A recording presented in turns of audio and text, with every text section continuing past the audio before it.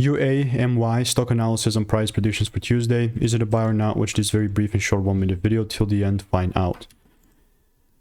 This is a solid bullish market. United States and Antimony Corporation. What is that pronunciation, bro? But like, yeah, I like it a lot. I saw breaks on top of breaks. Just mark out the current tops. And how things are looking like for me is I'll zoom in.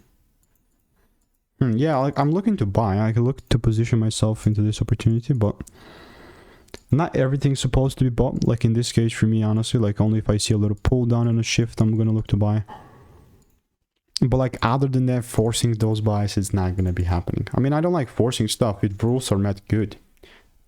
I don't need to be a part of every single trade, you know what I mean? So I will still just stick to my edge and strategy that I've refined over 45,000 videos in 5 years. And if you want to stay tuned and get free money making emails and insights, stocks daily, click the first link in the description. It's free.